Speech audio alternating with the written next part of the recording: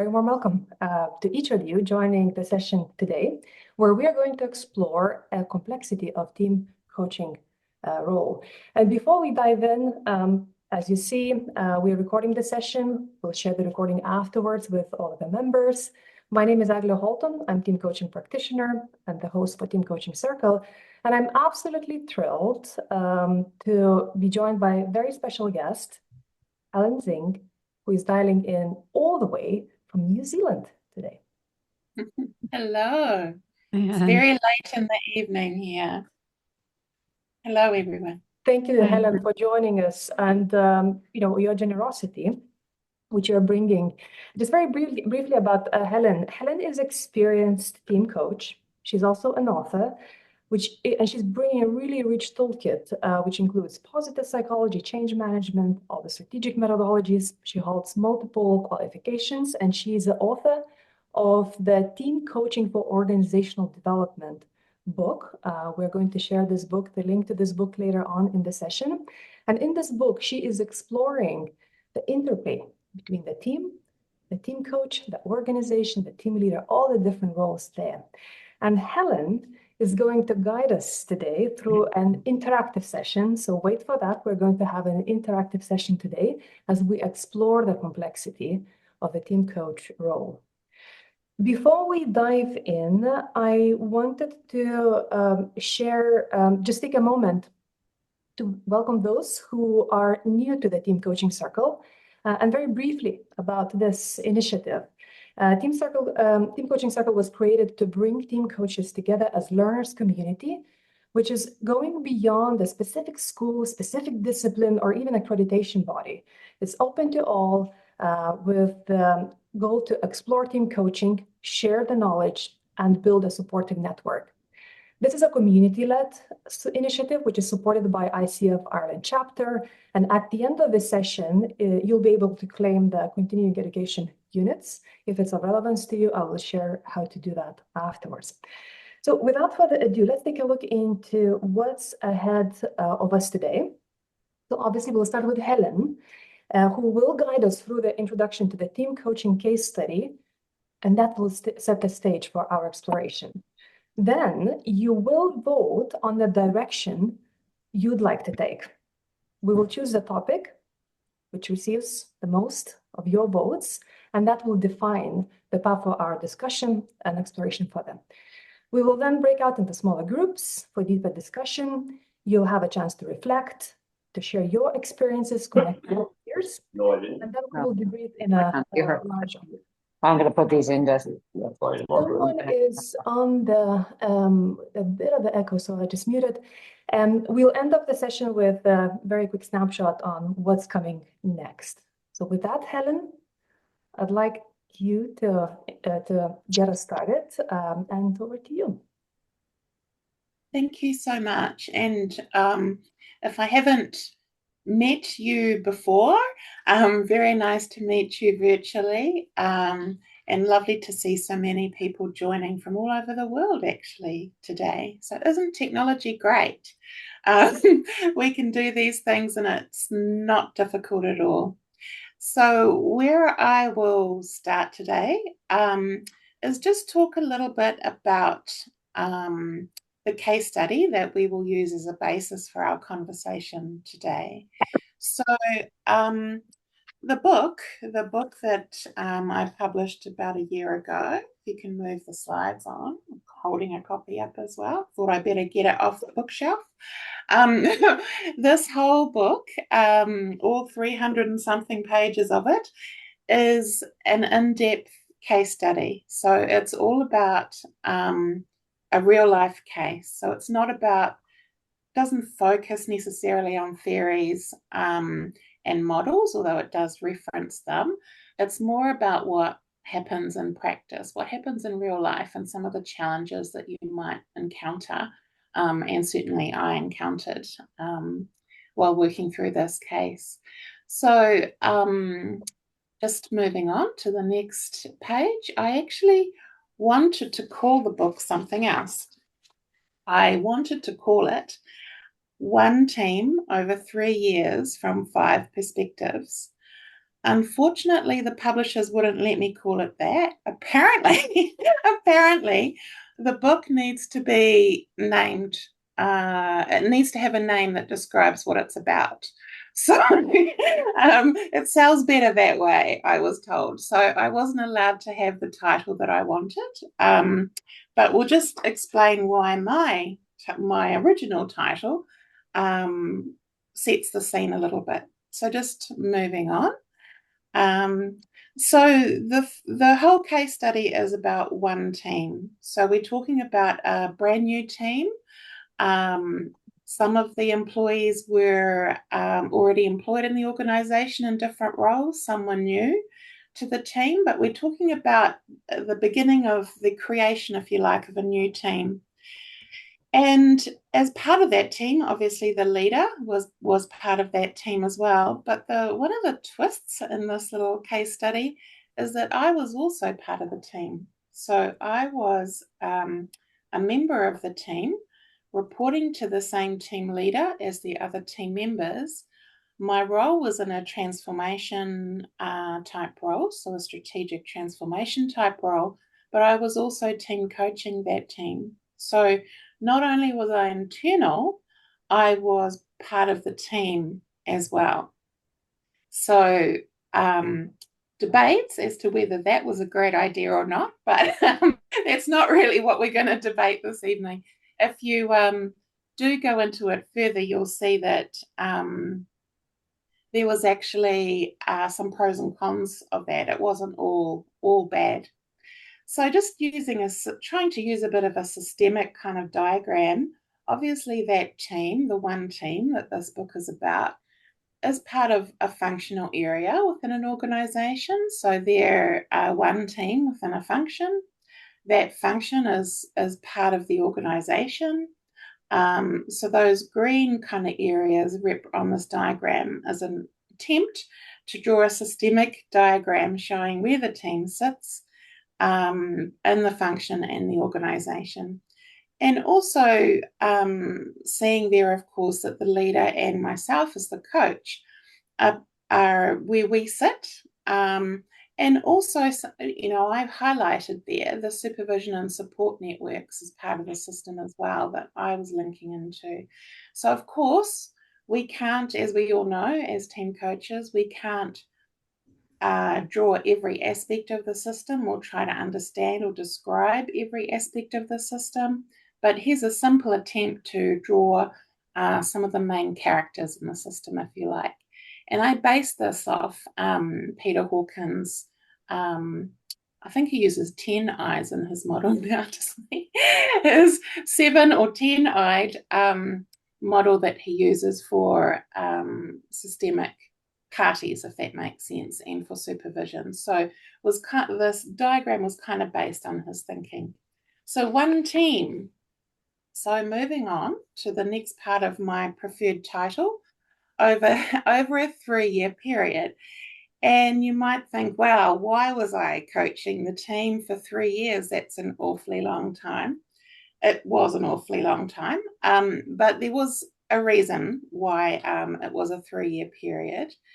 Some of the quirky things that happened during that 3 years, one of the main things is that I changed from being an internal coach and part of the team to being an external coach, supplying services to the team partway through. So around halfway, I moved from being an employee, if you like, and part of the team, internal, to being external. And you can imagine some of the challenges in moving roles and some of the systemic impacts around that. There were a lot of environmental challenges as well over those 3 years. I won't go into all of it, but it was a complicated scenario. And at the end of those 3 years, the team leader left, and I ceased my service provision to the team as well. So they had a new leader and were off on a new journey. So the last piece, the next slide, please, from 5 perspectives. So this is what we were alluding to before. So in the book, this is one of the unusual things about the book. Most case studies are written from the perspective of the coach or the co-coaches. This book describes 5 different perspectives in the system. So not all parties in the system, but I've chosen 5. And each of the 5 perspectives write their version of the story in their own voice. So we have a representative from the team talking about what the experience was like over the 3-year period in their own voice. We have the team leader, which is a very interesting chapter actually for all leaders, talking about his experiences as a leader in the team and the changes he had to go through. We have a representative from the function in the organization, a member of the C-suite, and her voice talking about her observations and some of the other systemic impacts of the team's journey that she was aware of. And then we have my voice. So my voice as coach is only one of the 5. So, this is where some of the differences come out, differences in opinions on what happened, differences and preferences, etc., and differences in perspectives and points of view. And the importance of supervision and other support are reflected here as well. And Tammy Turner, whom I'm sure many of you have heard of or know, was a guest author in that chapter as well, because she was my supervisor during this journey. So the 5 different views of the same story. And at the end of the book, what I do is I attempt to compare all 5 stories to see what they have in common, what's different. And for the areas that are different, I sort of ponder on what would have happened if different decisions had been made. So it's kind of like a meta reflection, if you like, of potential outcomes. And then we look into the future. So what are all these 5 parties using their learnings? We all learned a lot from this journey, and what are the 5 parties going to utilize with their learnings going forward? So hopefully there's some good insight in there for all team coaches and coaches in general. What we're going to do, if we move on to the next slide, what we're going to do is we alluded that there would be a choice between questions or topics that we're going to dive into a little bit further. One of the topics indicated here on this diagram with an A, one of the topics is about the coach perspective or my perspective. Another of the topics you can choose from is about the leader and the importance of the leader in team coaching. And the third one is more focused on the function in the organization and the importance of involving wider stakeholders in the team coaching process. So we'll take a look at the actual questions and the choices for you to make. So as I said, the first one is around the internal coach role, and it's around the unique challenges faced by internal coaches. So what's unique about being an internal coach? And again, in my circumstance, I switched from internal to external. So there was some really interesting stuff happening in relation to that. But what I also found was that many of the things that I was going through as an internal coach are experienced by external team coaches as well. They were probably just exaggerated or intensified because of the scenario that I was in. But a lot of the learnings and the things that we found are very applicable to external coaches as well. And the second one is about the pivotal role of team leaders, how important they are in coaching interventions. And I guess the pondering is, what's the team coach's role in the team leader, or the way that the team leader is leading, or the way that the team leader is presenting, if you like, themselves in the team and the team coaching process.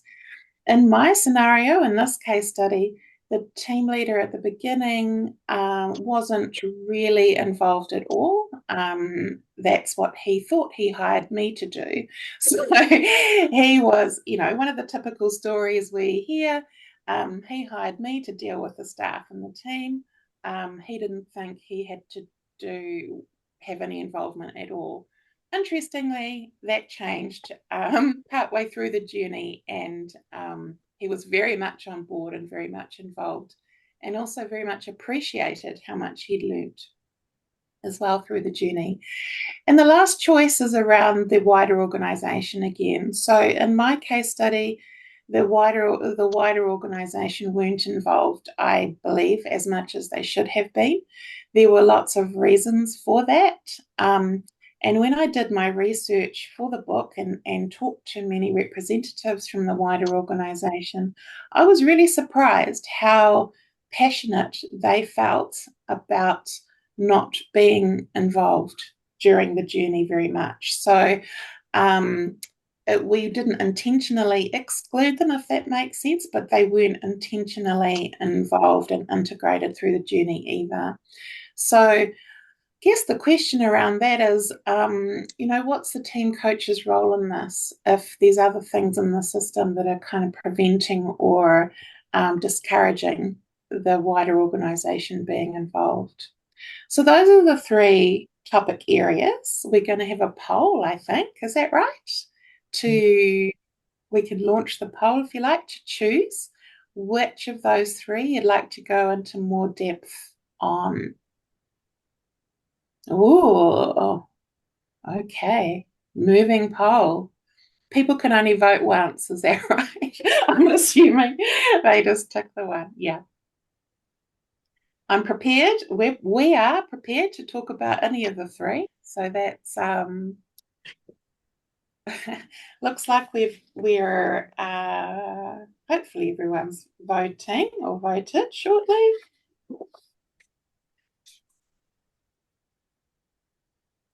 Okay. Do we think that's everyone? Looks like 33 people have voted, so that's pretty much everyone. Yes, hard to decide. I agree. But the point is these are really quite big topics, and we do have a time restriction today. So yeah, I really agree. We do have potentially a lot to talk about. But yeah, all three would have been great. So we're going to focus on the internal coach one. So we were prepared for any of them to be the preference. So we can hide the poll, can't we? So what we're going to do is think about I know I explained the case incredibly briefly, but if you think about, the scenario of the extreme example that I had in this case, where I was part of the team and I was coaching the team. They were a new team. I was new to team coaching. They had a whole lot of other stuff going on as well. And what might some of those unique challenges be? So if you put yourself in the shoes that I was in, what are some of the unique challenges that an internal coach might face? And I know a lot of you are internal coaches. So there's probably quite a few internal coaches in this call today as well. And also, just as a second byline, I guess, what can external coaches learn from this? So some of the things, how unique are they really? The things that we're going to talk about in these breakout groups, how unique are they really to internal coaches? Or do external coaches experience the same things? Fantastic. So is everybody back? Probably didn't have a choice. Awesome. So what we'd like to do is, how many groups were there? There were 5 groups, Helen. Okay. So what we'd like to do is hear from each of the 5 groups to begin with, and then we'll just Helen, it's 7 groups. Apologies. It's 7 groups, approximately 5 participants. Okay, we'll have to do this reasonably quickly. Maybe each of the groups, if you highlight, rather than going through everything you talked about, highlight something that really stood out for you that one of the other groups hasn't spoken about yet, if that makes sense. So who would like to go first? Who'd like to kick it off? And we will, right. Awesome, Kate. Hi, we had a group of 5 and there was only one internal coach in it, Caroline. So that was really interesting. So we let Caroline kind of take the lead. There was a few key areas, credibility being an internal Ah, and an external coach potentially being seen as more credible because they've gone through the various checks and they've been brought in and we know their background, whereas if you're an internal coach, credibility may show up as a challenge. And so I thought that was really interesting. There was lots of really interesting points. Confidentiality possibly not mhm. being as strong, that possible bias, which is obvious with regards to an internal coach piece that you may not get as an external, and then psychological safety on steroids, like the risk with regards to how honest people possibly are when there's an internal in the room. So, but the credibility one I thought was very interesting. Okay, so credibility was your highlighted one, if you like. Yes. Okay, awesome. Go ahead, Latimer. Thank you. So in our team, we were mainly external coaches and everyone contributed. Not to repeat what was said, a key point which came out was the question about impartiality, about being neutral, and the question mark of where does your loyalty lie? Are there any internal games, any politics in the team dynamics and in the organizational dynamics? So this is one key that we can add. Awesome. Thank you so much. So if I summarize that as where does your loyalty lie? Is that fair? Awesome. Another group, Caroline. Yeah, I'm happy to jump in. I was with Gilda, Raja, and Hilary. We were lucky we had 3 internal coaches in our group, so we had some really, really good discussion.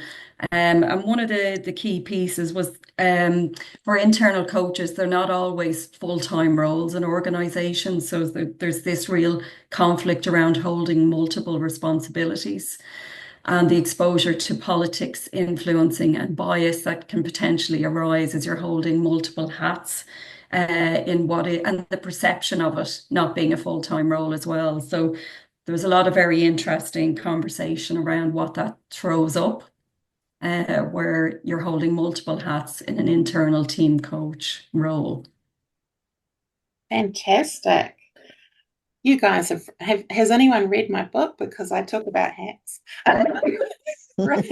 Rachel. Much of what was said was there, so no internal coaches in the room, but both Uta and Brendan had previously kind of led coaching programs within their organization, and Mary Louise kind of work a lot with teams in this area. So in the teaming side, so I suppose the one thing that kind of struck me was because of this. Maybe part-time or in an organization where you move around, there might be a lot of movement, and in Brendan's organization, a lot of people movement. Kind of the challenge in that case with having internal coaches was, the fact that not so much in the team coaching aspect, but the fact that if you move around, you may be sitting on a promotional board or a competition board, so they've made a decision not to have internal coaches. I think the question maybe about the learning that we took away as an external coach is that there's the same complexity if you've moved from coaching the leader to move to coaching the team. Like whether you're internal or external, the kind of recontracting or maybe renavigating that often comes up, particularly given that sometimes with team coaching, the team coaching emerges from the work that you're doing with the leader. So, but there is a shift in dynamic that happens. So that's a kind of similarity in challenges, but maybe potentially acute for an internal person. Fantastic insight, everyone. How many were you up to? There must be more. I can chime in now, Helen, just representing one of the groups. So yeah, a couple of the issues were common, but maybe for us, one of the topics that came up was just specifically focusing around the word coach, that you remain in a coaching role and not drift into mentoring or teaching, and maintaining that boundary so that you're not telling, you're listening and allowing the team to, discuss and resolve within. Next was about maybe sometimes the perception of people or teams that require coaching is that it's a fix, and that kind of stigma sometimes, if you like, that surrounds somebody who's being coached to in order to kind of fix issues or address them. Talked a lot about the psychological safety of the coaching environment, and again, I know it's reiterating a little bit what came up before, but it's key that the coach is a full-time coach, because if it's associated with another role, for example, like the line manager for the team, there is conflict of interest there in terms of making sure that there's open conversation, because would be the fear that anything shared might affect performance management, or raise a HR concern or whatever. So that was mainly it. But I guess the main theme from our group was that, really focusing on the word coach and maintaining your role as a coach as opposed to mentoring, or worse again, getting into a kind of a teaching or consultation scenario. Fantastic. Thank you very much. There must be another group. So I can go. This is Mariana. I was in a group with Annabelle, Pretty, and Austasia. So we talked about a few things, but the three that comes to mind. So first of all is as an internal coach, we also tackle leaders and managers who just want to get on with it, just get the sessions done, just coach people, and then tell me when it's done, and that's it. So there is no enablement, if I can say it that way, or further work by leader or manager to do something with those sessions, right? And we link that to the emotional intelligence, if you will, or just understanding of people's behaviors and emotions by leader and manager. Many don't know, or don't care, or don't want to know, or they've never been told or taught.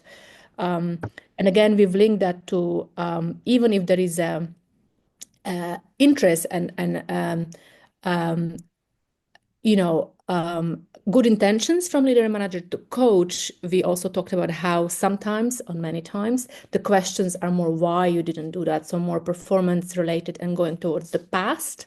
So sometimes that's not even coaching or mentoring in a way, it's just a different way of conversations that sometimes don't bring benefits we want to see, or the leader and manager want to see.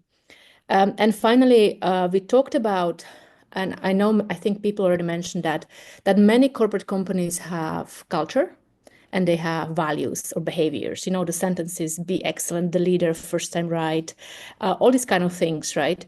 And we talked about how these words, sometimes they're all positive and fantastic values, but not always would be the values that people on the team would choose as the priority for them. So there is a clash and conflict between what company wants you to behave as and who you are inside you as true you.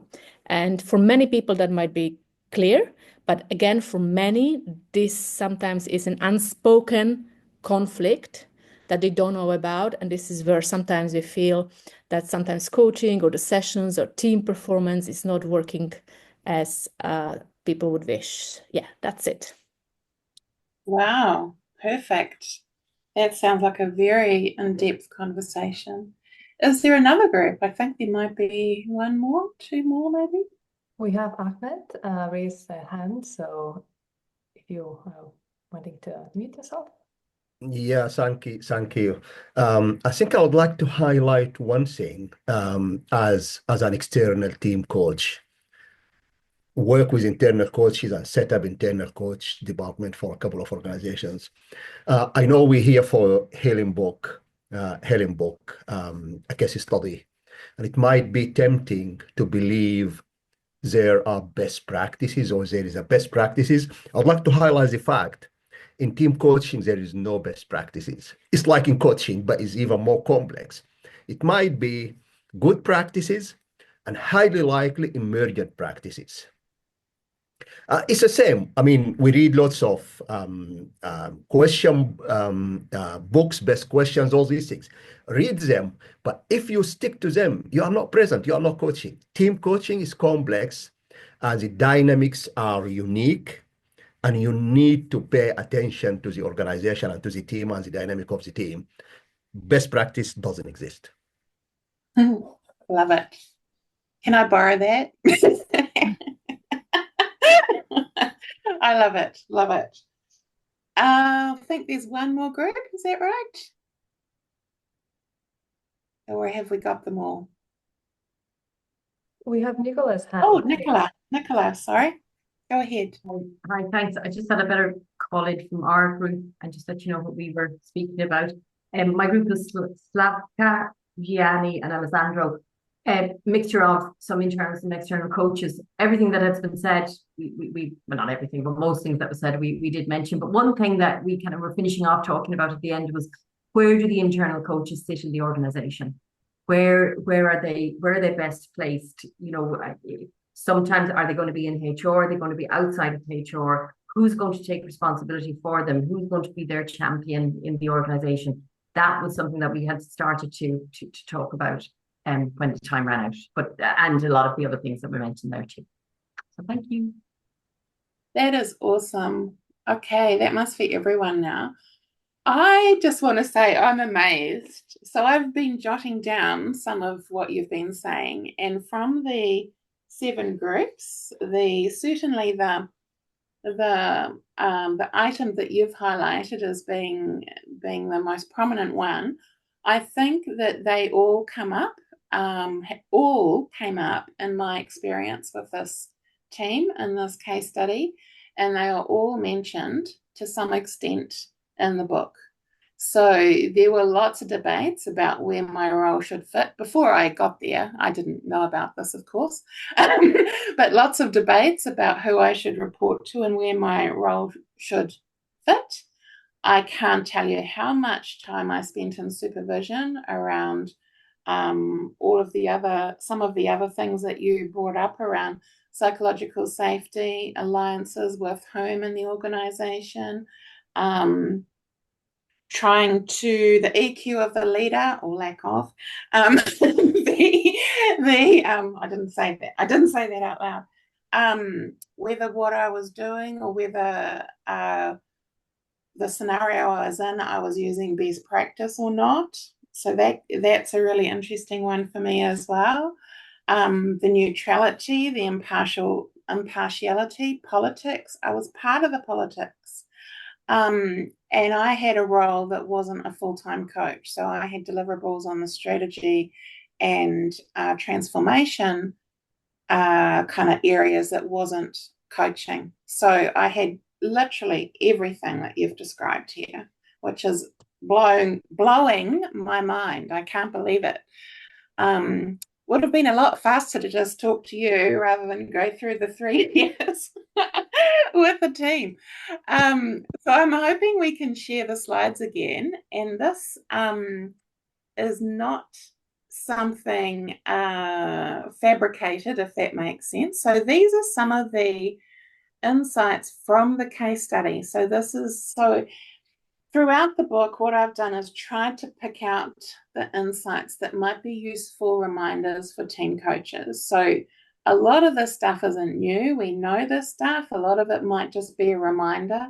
But what I tried to do was highlight things that you might like to look down through the insights and just check that you've got those things in mind and you've thought about them. So to your point, somebody said this about the no best practice. This first one, there are advantages and disadvantages of having an internal coach, and also advantages and disadvantages of having an internal coach who is part of the team.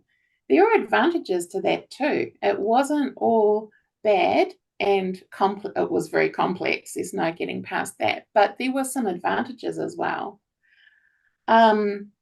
Having on-tap one-to-one coaching. So I get, to your point around, was it always coaching? It was probably mentoring and teaching from time to time as well.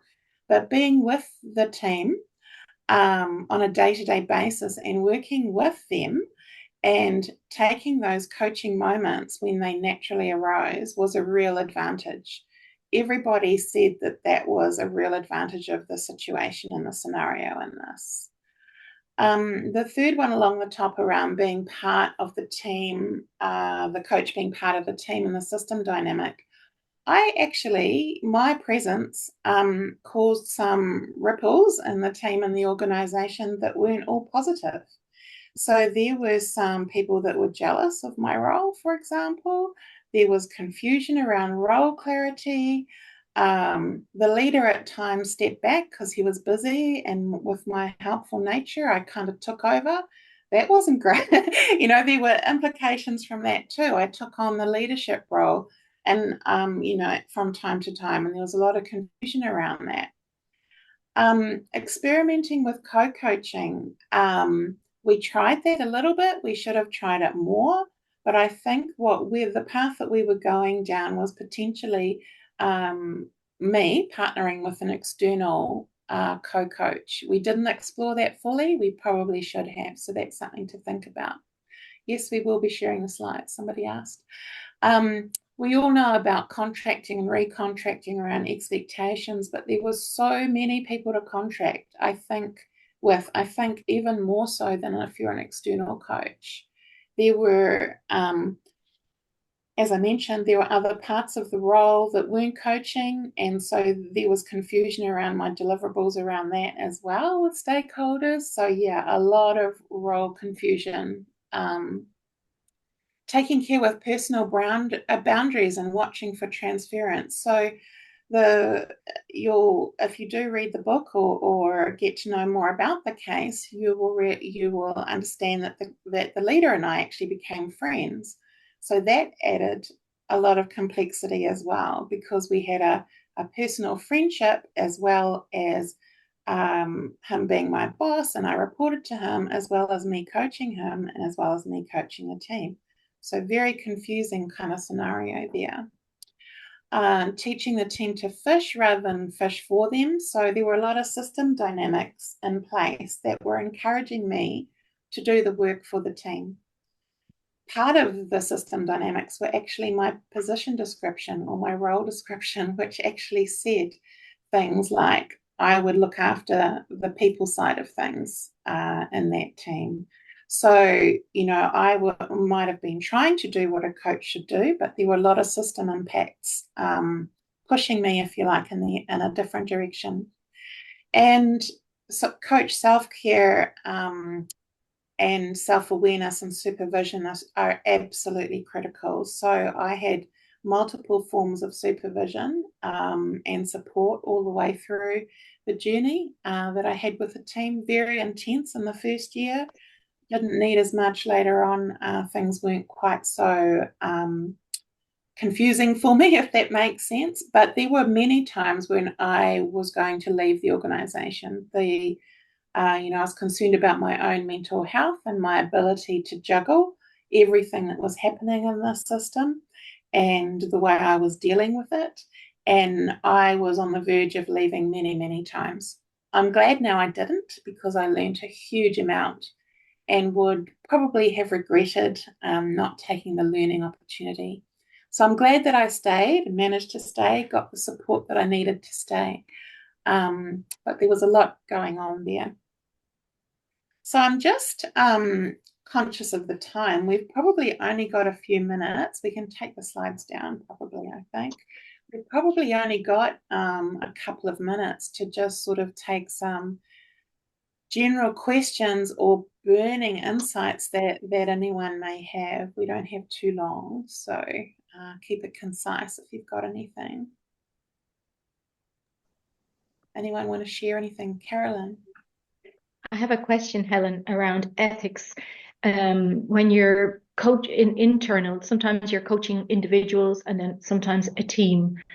And I'm just wondering, what are your thoughts on those boundaries? Yeah, it's tricky. So I was only formally coaching one member of the team individually, if that makes sense. So the coaching that was going on with the leader was informal. which I should have pushed harder on making that formal and having his manager sponsor that, or having an external coach coaching the leader. So that was probably one of the muddiest pieces. In my position, I was so close to the team, I couldn't not be coaching them, if that makes sense. Because of the physical proximity to them and working with them every day. So, although it was informal, it was happening, and in that scenario, I didn't have a choice. Now that I'm an external coach only, so I as a viewer, my clients are all external and different. I always try to build in coaching the leader as part of the package, because that's my view, because it happens anyway, whether it's documented or whether it's written in the formal arrangement or contract, it's happening anyway.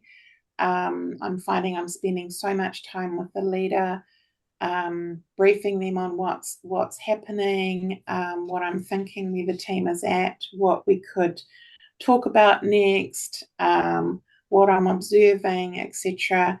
That's what I'm finding is happening, whether it's a formal arrangement or not. Does that help? It's just my personal view. And just one last to clarify, when you were doing one-on-one coaching with one of the team, that was a formal arrangement? Yes. Yeah. Okay. Thanks, Helen. Thank you, Helen. We're kind of running out of time, just kind of mindful of your calendars and commitments beyond this circle. But there's one question which Brendan kind of shared maybe briefly, Helen. Brendan was asking, did the organizational leadership engage with this coaching project, or was it left to the team leader or manager to work with the coach? Yeah, they tried. So that tried, I don't know how successful it was. So in this scenario, the role was designed before I arrived, and that role was designed with HR and with other strategic, parts of the organization. So there was a lot of debate around the responsibilities of the role and the reporting lines, etc. As the role kind of progressed, and as things progressed further, they were still debating whether it was the right thing for me to be reporting to the leader. The leader had concerns that if my reporting lines changed to HR, that he would lose the resource, if that makes sense, hence the politics that people brought up.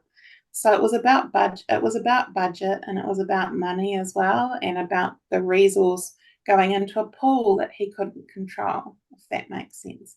He wanted the resource or the headcount in his area. So there were politics involved in that as well. But the short answer is yes, the organisation was supporting the role. I worked really, really closely with HR, but it wasn't an ideal model by any means.